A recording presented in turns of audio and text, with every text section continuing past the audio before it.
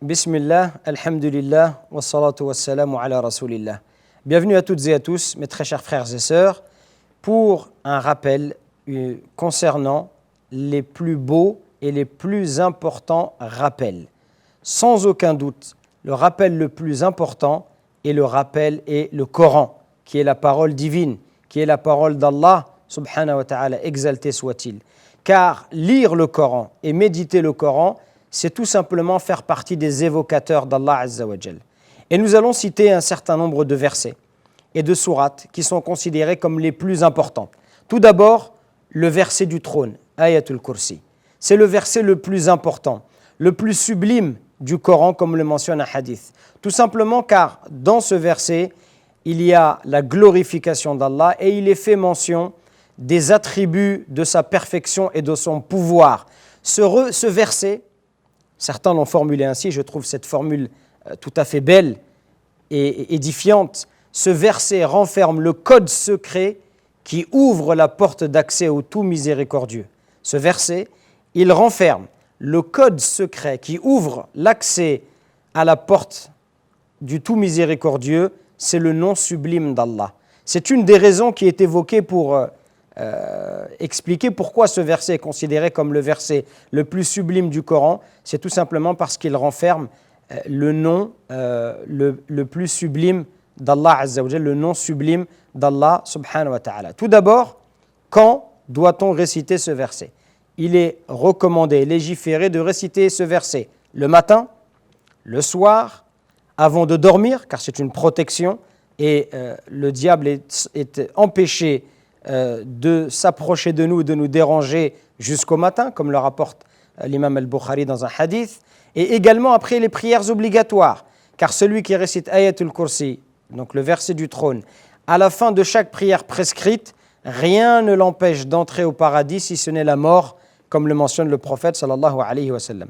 Si vous le voulez bien, revenons sur ce verset et nous allons expliquer ce verset que nous pouvons décomposer en plusieurs parties. Tout d'abord, Allahu la ilaha illahu. Allah, point de divinité à part lui.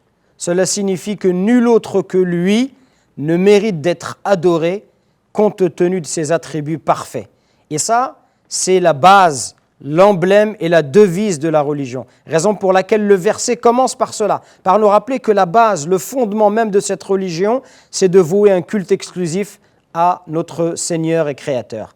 Al-Hayyul Qayyum, le vivant, celui qui subsiste par lui-même, celui qui a une vie parfaite et complète, conformément à ce qui sied à sa majesté et sa grandeur. C'est une vie qui n'est pas précédée par le néant et qui n'est pas suivie par la disparition. Celui, Al-Qayyum, qui subsiste par lui-même, comme cela a été traduit, celui qui s'occupe de toutes choses avec mesure et perfection, c'est-à-dire celui qui n'a besoin de personne, alors que tout le monde a besoin de lui.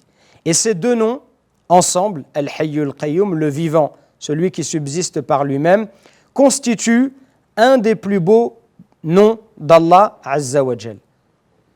La suite, La ta'khuduhu sinatun wa la naum. Ni somnolence, ni sommeil ne le saisissent. C'est-à-dire qu'il n'est atteint ni par la fatigue, ni par le sommeil. Et ça, c'est un signe de sa perfection.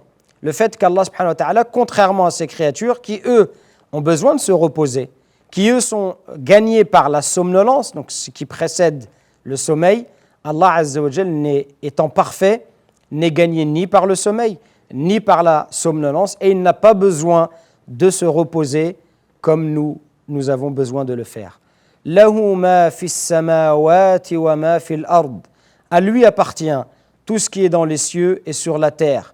C'est-à-dire qu'Allah Azza wa Jal est le créateur et le possesseur, le maître de tout ce qu'il y a dans l'univers, dans les cieux et sur la terre.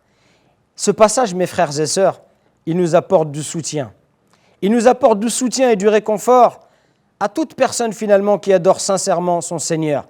Parce que ce verset nous rappelle qu'Allah subhanahu wa ta'ala est le maître, celui qui possède toutes choses. Donc si tu adores Allah Azza wa Jal, tu n'as besoin de personne parce que tout ce qui existe dans cet univers est entre les mains du Seigneur de l'univers. Man dha alladhi yashfa'u 'indahu illa bi'idhnih. Qui peut intercéder auprès de lui sans sa permission. Ce verset, le sens de ce verset, c'est que personne n'aura le pouvoir d'intercéder le jour dernier auprès d'Allah sans avoir reçu son autorisation au préalable. Allah juge et décide comme il veut. Nul n'est capable d'empêcher la réalisation de ses décrets.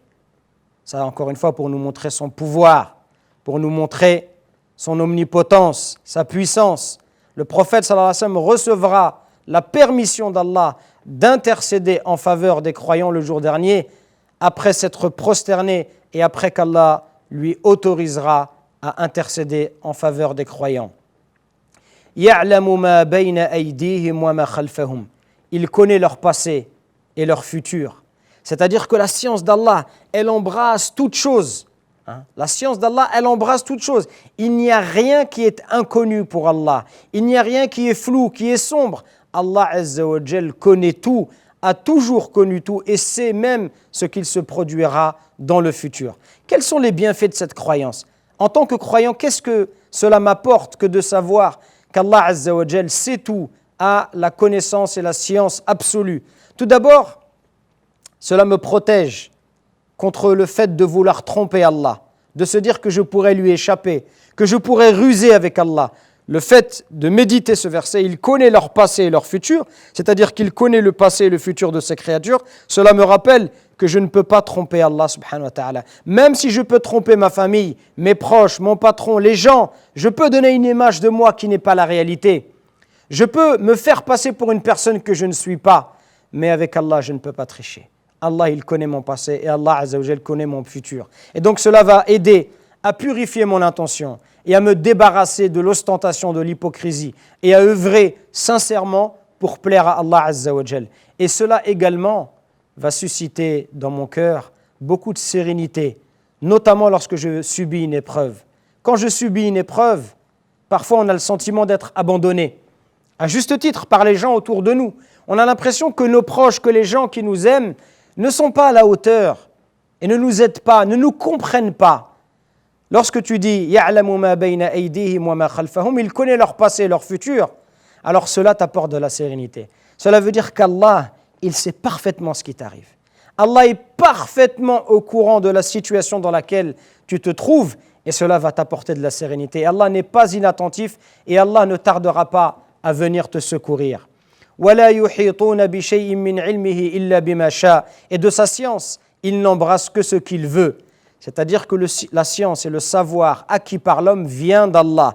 Personne ne peut prétendre à un quelconque savoir, sauf si Allah l'autorise par pure faveur de sa part. Et ça, cette règle, elle purifie la croyance du musulman des prétentions mensongères et des légendes utilisées par les devins et les magiciens qui prétendent connaître, avoir un savoir qu'ils ont acquis par eux-mêmes.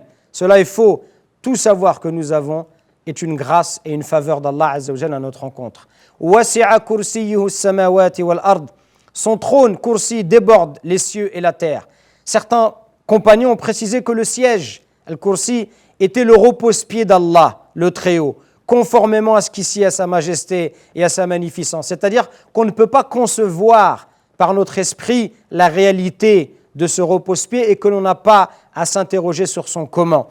Celui-ci fait partie des choses immenses créées par Allah, qui est plus vaste que les cieux et la terre par sa grandeur et sa largeur. En effet, il dit dans un hadith que les 7 cieux, par rapport au kursi, constituent un anneau de fer jeté au milieu d'un désert. Les 7 cieux, par rapport au kursi, c'est comme si on jetait un anneau au milieu d'un désert. Et la dimension du trône par rapport au kursi, au repose-pied, est comme la dimension de ce désert par rapport à cet anneau. Donc tout cela pour nous montrer la grandeur de cette créature.